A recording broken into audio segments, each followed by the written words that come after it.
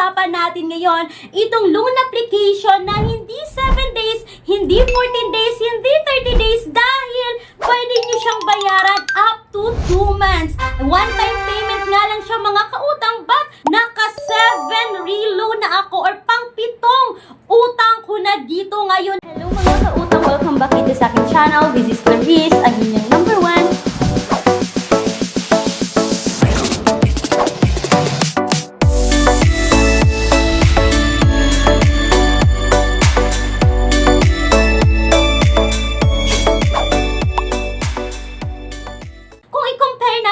Loan application, mas better na rin itong pag-uusapan natin ngayon. At mga kautang, alam ko, nandito ka ngayon, nanunood ka ngayon dito sa video ko dahil naghahanap ka pa rin ng legit na mauutangan online na tamang-tama sa emergency needs mo. At yes, mga kautang, itong pag-uusapan natin ngayon ay makakatulong sa inyo, no? So, hindi po ito bago sa Google Play Store. Matagal na siya sa Google Play Store. Nagpapautang itong loan application na to since 2017 pa, no? At ito po ay nakaset registered submitting entities but not accessing entities sa CIC. But bago yan mga kautang, pag-uusapan muna natin itong palagi kong binabanggit dito sa video na to na bank personal loan. Yes, legit po ito na bangko mga kautang. Ito po lahat yung mga requirements na kakailanganin para kayo ay qualified na makautang dito. At kung sa tingin nyo na qualified kayo dito, meron kayong monthly income at least 20,000 pataas,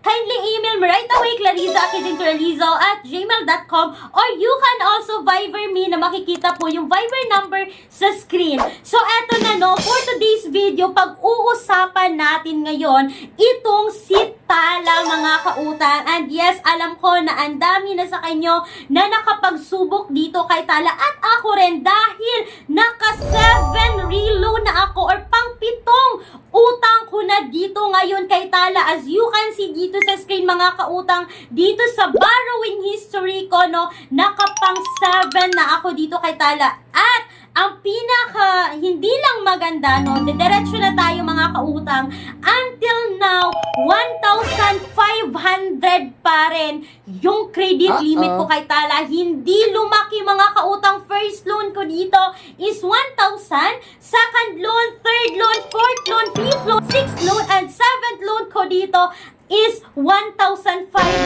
pa rin. So kahit sinubukan ko na siya mga kautang na binayaran ko sa loob ng 30 days, binayaran ko sa loob ng 45 days, binayaran ko, minax out ko yung 61 days nila, hindi rin po tumaas yung credit limit ko kay Tala. Pero thankful pa rin ako ngayon mga kautang kasi until now, nakautang pa rin ako ng 1,500 dito kay Tala. At makikita nyo ngayon mga kautang, meron po akong outstanding balance dito kay Tala, no, na yung due date ko is June 30. So si Tala pala mga kautang is merong total service fee na 16.73% mga kautang. At meron po silang processing fee. For example, sa 1,500 yung ma-receive ko dito is 1,485 pesos. So mga kautang, si Tala is pwede kayong mamili, no, kung saan nyo or kailan nyo siya babayaran as long as hindi po lalagpas ng 61 days. So yan lang po muna yung pinaka-quick update ko kay Tala. Ang dami pa rin nakapag-reloan dito. Kung kayo dyan mga kautang ay may ganitong experience na nangyari sa akin na nakailang reloan na hindi pa rin tumaas yung credit limit, you can comment dito sa comment section para mabasa rin at makita ng ibang viewers natin. At kung kayo naman po ay may magandang experience kay Tala, kung tumaas man yung credit limit nyo dito, pwede nyo ring i-comment sa baba mga kautang para din mabasa ng ibang commenter. At mga kautang, by the way, postal ID po yung ginamit ko sa pag-apply dito kay Tala before at na-approve po ako dito gamit yung postal ID. At sa pagkakaalam ko mga kautang, si Tala po ay tumatanggap ng UME driver's license, SSS Pag-ibig at National ID.